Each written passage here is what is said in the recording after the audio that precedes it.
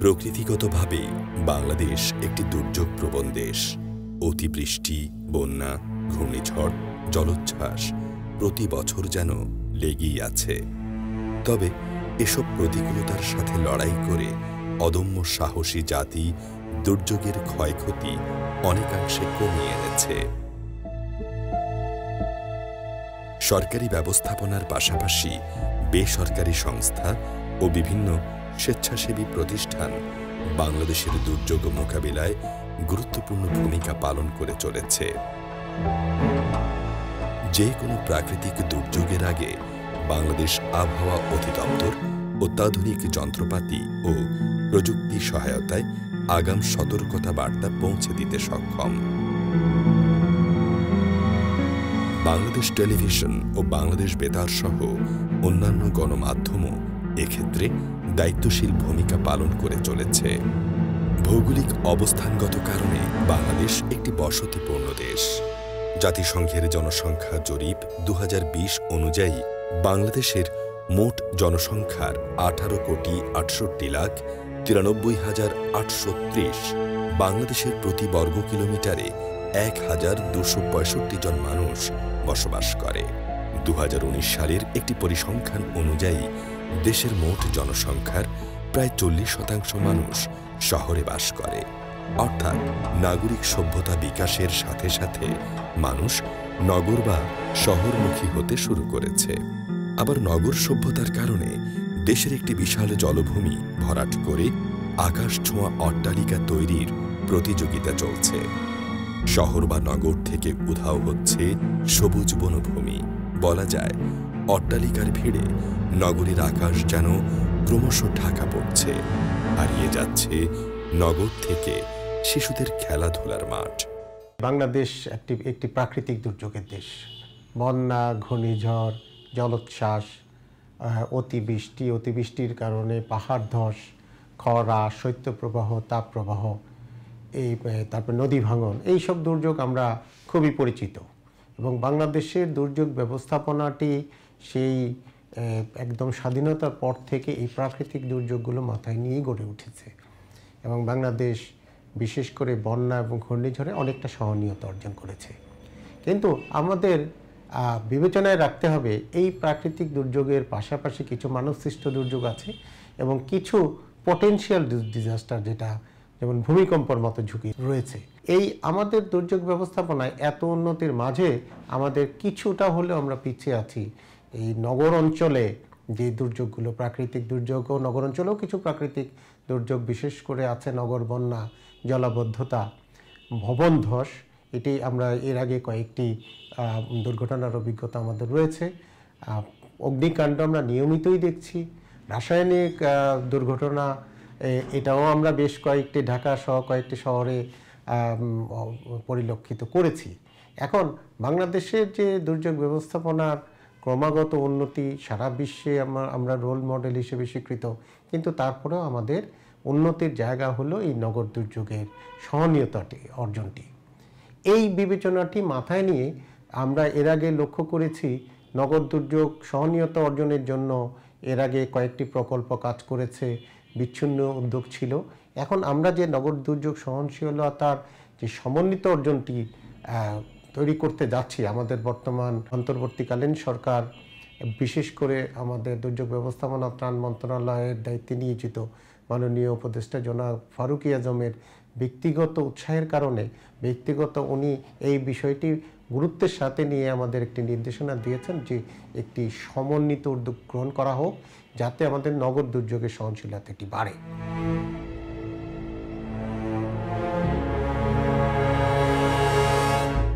প্রতি বছর বন্যা, খরা, জলোচ্ছ্বাস, ঘূর্ণিঝড়ের পাশাপাশি ইদানিং নগর জীবনেও নতুন কিছু দুর্যোগ ঝুঁকি তৈরি হয়েছে। এর মধ্যে রয়েছে ভূমিকম্প, ভবন ধস, অগ্নিকাণ্ড, রাসায়নিক বিপর্যয় ইত্যাদি।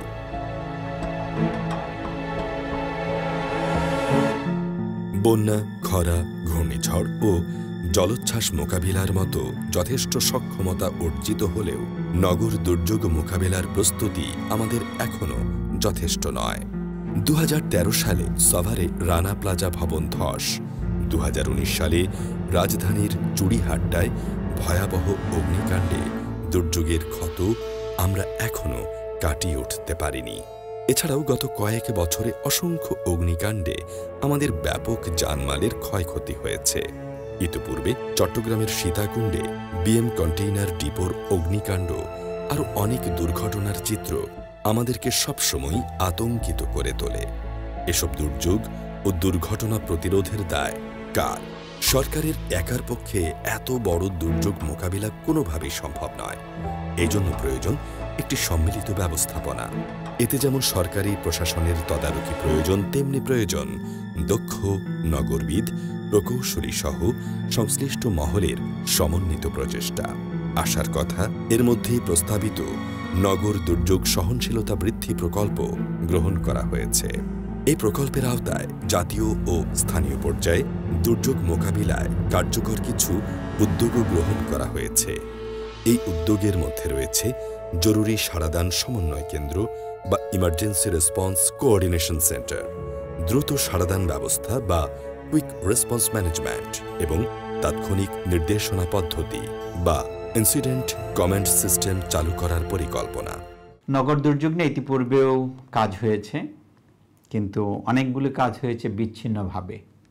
অনেকগুলো সংস্থা আছে, অনেকগুলি মন্ত্রণালয় বিভাগ আছে, সংস্থা আছে, পৃথক পৃথকভাবে নগর দুর্যোগ নিয়ে কাজ করেছে। কখনো ঠিক সমন্বিত উদ্যোগ যেটা, এটা যতটুকু প্রয়োজন ঠিক ততটুকু হয় না। সমন্বিত উদ্যোগও হয়েছে, বাট কার্যকরী ভূমিকা এখনও তেমনভাবে নগর দুর্যোগে দৃষ্টিগোচরে আসেনি। বিশ্বব্যাংকের সহায়তায় আরবান রেজিলেন্স প্রজেক্ট নামে একটি প্রজেক্ট বাস্তবায়িত হয়েছে। ডিডিএম পার্ট, এটার অনেকগুলো অংশ ছিল। একটা অংশ ছিল রাজউক, একটা city north and south city corporation, একটা পরিকল্পনা কমিশন।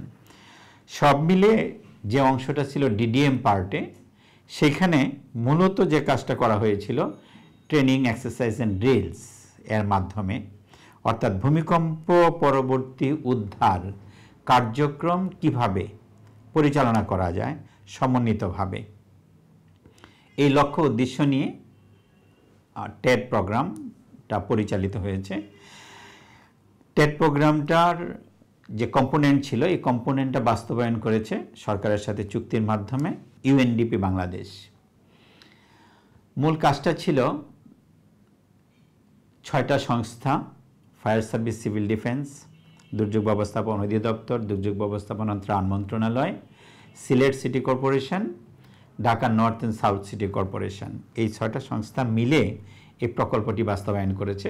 তার মাধ্যমে 300 কর্মকর্তাকে আমরা কিভাবে দুর্যোগ, মেগা ডিজাস্টার যেটাকে আমরা বলি, নগর দুর্যোগের ক্ষেত্রে ভূমিকম্প বা অন্যান্য যে দুর্যোগগুলো আসে এগুলি মোকাবেলা করার জন্য, বিশেষ করে ভূমিকম্প পরবর্তী উদ্ধার অভিযান পরিচালনা করার জন্য কি ধরনের প্রশিক্ষণ দেওয়া প্রয়োজন, আমরা এরকম 3000 ব্যক্তিকে, কর্মকর্তা এবং কর্মচারীকে আমরা প্রশিক্ষণ দিয়েছি। দেশি বিদেশি প্রশিক্ষক এখানে অংশগ্রহণ করেছে এবং আইএম সার্টিফিকেশন কোর্স, মানে দুর্যোগ ব্যবস্থাপনার উপরে আন্তর্জাতিক যে সার্টিফিকেশন কোর্স, এটা প্রথমবারের মতো বাংলাদেশে 4 জন, এই প্রশিক্ষণের ফলে 4 জন কর্মকর্তা সার্টিফিকেশন অর্জন করেছে যে তারা এখন ওয়ার্ল্ডের যে কোনো জায়গায় দুর্যোগ পরিস্থিতি মোকাবেলার জন্য অংশগ্রহণ করতে পারবে। মনে রাখা উচিত, প্রাকৃতিক দুর্যোগের মতো নগর দুর্যোগের ভয়াবহতাও কম নয়। তবে এখন দুর্যোগের বেশিরভাগ মানুষের অসচেতনতা থেকে ঘটে থাকে। মনে হতে পারে ভূমিকম্প প্রতিরোধে আমাদের তো কোনো ভূমিকাই নেই, আবার ভবন ধস, অগ্নিকাণ্ড অথবা রাসায়নিক বিপর্যয় থেকেই বা আমরা কিভাবে রক্ষা পেতে পারি। যেহেতু নগর দুর্যোগের অধিকাংশ মানব সৃষ্ট, তাই একটু সচেতন হলেই আমরা এসব দুর্যোগ মোকাবিলায় কার্যকর ব্যবস্থা গ্রহণ করতে পারি। দুর্যোগ প্রতিরোধ করতে না পারলেও দুর্যোগের ক্ষয়ক্ষতি কমাতে পারি। নগর দুর্যোগের অধিকাংশই ভবন থেকে সৃষ্টি হয়, তাই নগরে ভবন নির্মাণ ব্যবস্থাপনা গুরুত্বপূর্ণ। একটি ভবন নির্মাণের কাঠামোগত দিক বা স্ট্রাকচারাল বিষয়টি খুবই গুরুত্বপূর্ণ। এজন্য সংশ্লিষ্ট প্রকৌশলীর সঠিক নকশা নির্মাণে সঠিক উপকরণ ব্যবহার এবং সর্বোপরি সংশ্লিষ্ট কর্তৃপক্ষ অর্থাৎ রাজধানী উন্নয়ন কর্তৃপক্ষ বা রাজুক এর অনুমোদন জরুরি। এছাড়া ভবনটি কোন পরিবেশে নির্মিত হচ্ছে, সেখানে পরিবেশগত কোনো বিপর্যয়ের আশঙ্কা আছে কিনা সেদিকেও লক্ষ্য রাখা প্রয়োজন। ঢাকা চট্টগ্রামের মতো বড় বড় শহরে অধিকাংশ ভবন নির্মাণে ফায়ার সার্ভিস ও সিভিল ডিফেন্স এর কোনো অনুমোদন নেওয়া হয় না। অনুমোদন নেওয়া হয় না পরিবেশ অধিদপ্তরের। নগর দুর্যোগ একটি বড় সংগঠন আছে দুর্যোগ ব্যবস্থাপনা ত্রাণ মন্ত্রণালয়ের অধীনে, যেটি ফায়ার সার্ভিস এবং সিভিল ডিফেন্সের মাধ্যমে বর্তমানে একটি প্রশিক্ষণ কাঠামোর মধ্যে রয়েছে এবং তালিকাভুক্ত রয়েছে। এই স্বেচ্ছাসেবকদের আরও প্রশিক্ষণ দিয়ে নগর দুর্যোগ মোকাবেলার জন্য সক্ষম করা। তারপরে আমরা যেটা বলেছি পেরি আরবান বা শহরতলি এলাকায়, যেমন ঢাকা শহরের পার্শ্ববর্তী কয়েকটি জেলা, চট্টগ্রাম শহরের পার্শ্ববর্তী জেলা, এরকম বৃহত্তর যে মেট্রোপলিটন শহরগুলো আছে তার আশেপাশে 20,000-এর উপরে ওই স্থানীয় স্বেচ্ছাসেবক সৃষ্টি করব, তাদের প্রশিক্ষণ দেব এবং তাদের জন্য হালকা সরঞ্জাম সরবরাহ করা হবে। এগুলো মূলত আমরা আমাদের যে কোনো সরঞ্জাম আমাদের একটা ইনভেন্টরির প্রয়োজন হয়, সংরক্ষণ স্থল নির্দিষ্ট করা থাকতে হয়, সেই জন্য আমরা ওই এলাকার ফায়ার স্টেশনগুলোকে ব্যবহার করব এবং স্বেচ্ছাসেবকদের রিপোর্টিং স্থানও হবে ফায়ার সার্ভিস এবং সিভিল ডিফেন্স। এরপর পাশাপাশি আপনারা জানেন যে সাইক্লোন প্রিপেয়ারনেস প্রোগ্রাম উপকূলীয় এলাকায় কাজ করে, চট্টগ্রাম এবং কক্সবাজারে সেখানে আমাদের বিদ্যমান স্বেচ্ছাসেবকই রয়েছে। তাদের নগর দুর্যোগ ব্যবস্থাপনার জন্য, মোকাবেলা সারাদানের জন্য বিশেষভাবে প্রশিক্ষিত হবে। এর এখানে প্রায় 4-5 হাজার স্বেচ্ছাসেবক তৈরি হবে, তারা বিদ্যমান সাইক্লোন প্রিপেয়ারনেস প্রোগ্রামের স্বেচ্ছাসেবকদেরও। আমাদের নগরবাসী যেই দুর্যোগ ঝুঁকিতে রয়েছে এবং যেই দুর্যোগ হুমকির সম্মুখীন, যেমন 7.5 রিক্টার স্কেল পর্যন্ত ভূমিকম্পের হুমকি রয়েছে ঢাকাসহ কয়েকটি শহরে, সেটার জন্য যেন আমাদের প্রধান নগর ঢাকা শহর প্রধান নগরগুলো নগরবাসীরা প্রস্তুত হয়, আমাদের সারাদানকারীরা প্রস্তুত হয়, আমাদের প্রতিষ্ঠানগুলো প্রস্তুত হয় এবং মূলত সবাইকে মিলিয়ে একটি ন্যূনতম সহনীয়তা যেন সৃষ্টি হয়, সেটি আমাদের এই যে আমি যেই উদ্যোগটির কথা বললাম তার প্রাথমিক লক্ষ্য। একটি বেসরকারি পরিসংখ্যানে দেখা গেছে ঢাকা চট্টগ্রামের মতো বড় বড় শহরে শতকরা 60 থেকে 70% ভবন নিরাপত্তা ঝুঁকির নীতি মেনে নির্মাণ হয়নি। নগর পরিকল্পনার নামে আমরা কেবল ইট, কাঠ ও কংক্রিটের আবর্জনায় পরিণত করেছি নগরীকে। কোনো সুষ্ঠু পরিকল্পনা গ্রহণ করা হয়নি। রাজধানীর ঢাকার বহু এলাকায় এমন অসংখ্য ভবন গড়ে উঠেছে যেখানে দুর্ঘটনার সময় ফায়ার সার্ভিসের গাড়ি পর্যন্ত ঢুকতে পারে না। আমরা যদি ঢাকাকে মেগা সিটি বলি, তাহলে ঢাকার পার্শ্ববর্তী জেলা আছে নারায়ণগঞ্জ, নরসিংদী, মুন্সিগঞ্জ, মানিকগঞ্জ। এই জেলাগুলোর লোকগুলিকে যদি আমরা ভলান্টিয়ারদেরকে ট্রেনিং দিই এবং তাদেরকে লাইট ইকুইপমেন্ট যদি আমরা সরবরাহ করতে পারি, তাহলে মেগা ডিজাস্টারের পরে, ভূমিকম্পের মতো এরকম ডিজাস্টারের পরে তাৎক্ষণিকভাবে তাদের যে লাইট ইকুইপমেন্ট আছে, এটা ফার্স্ট রেসপন্ডিং ফোর্স হিসাবে তারা শহরের কাছে চলে আসলো এবং তারা দুর্যোগে আক্রান্ত যে সমস্ত ঘরবাড়ি বা বাসিন্দা আছে তাদেরকে উদ্ধার কার্যক্রমে অংশগ্রহণ করতে পারবে। এটার জন্য ইতিমধ্যে দুর্যোগ ব্যবস্থাপনা ত্রাণ মন্ত্রণালয় আমরা যেটা জানি যে আমাদের এই সুপারিশের ফিজিবিলিটি স্টাডি প্রেক্ষিতে একটি প্রকল্প ইতিমধ্যে গ্রহণ করতে যাচ্ছে। সিপিবির ভলান্টিয়ার আমরা জানি তারা উপকূলবর্তী এলাকায় কাজ করে, ঘূর্ণিঝড় প্রবণ এলাকায়। তাদেরকে আমরা ওই প্রজেক্টের আওতায় তাদেরকে প্রশিক্ষণ দেওয়া হবে, তারা যেন ওই ভূমিকম্প রিস্ক ফ্রি জোন থেকে বাইরে যেহেতু তারা অবস্থান করে, তারা এইদিকে প্রশিক্ষণ নিয়ে চলে আসবে এবং ভূমিকম্প প্রবণ এলাকায় এসে তারা উদ্ধার কার্যক্রমে অংশগ্রহণ করতে পারবে। এই প্রজেক্টে বাস্তবায়ন হলে একটা প্রথম বিষয় যে অনেকগুলো সংস্থাকে এবার নতুন করে ইনভলভ করা হয়েছে। আমরা জানি যে গত ফার্স্ট ফেজে আরবান রেজিডেন্স প্রজেক্টের যেমন তিতাস গ্যাসকে অন্তর্ভুক্ত করা হয় নাই, ইলেকট্রিসিটি ডিপার্টমেন্টকে বা পাওয়ার ডিভিশনকে ইনক্লুড করা হয় নাই, ওয়াসাকে ইনক্লুড করা হয় নাই, স্বাস্থ্য অধিদপ্তর স্বাস্থ্য বিভাগকেও ইনক্লুড করা হয় নাই। এইবার ইউএনডিপি যে ফিজিবিলিটি স্টাডিটা সাবমিট করা হয়েছে সকলকে অন্তর্ভুক্ত করা হয়েছে, ওয়াসাকে অন্তর্ভুক্ত করা হয়েছে। আর্ম ফোর্সেস ডিভিশনকেও এবার অন্তর্ভুক্ত করা হয়েছে, বাংলাদেশ পুলিশকে অন্তর্ভুক্ত করা হয়েছে, যাতে সমন্বিতভাবে আমরা যেটা চাচ্ছি যে স্ক্যাটার্ডলি ইন্ডিভিজুয়ালি কোনো এফোর্টের চেয়ে, কার্যক্রমের চেয়ে আমাদের জন্য সবচেয়ে সুবিধা হবে আমরা যদি সমন্বিত উদ্যোগ গ্রহণ করি। এই লক্ষ্যে সংশ্লিষ্ট সংস্থাগুলিকে সকলকে একত্রিত করে আমরা যদি কাজ করি, তবেই কেবল নগর দুর্যোগটা সুষ্ঠুভাবে মোকাবেলা করা সম্ভব।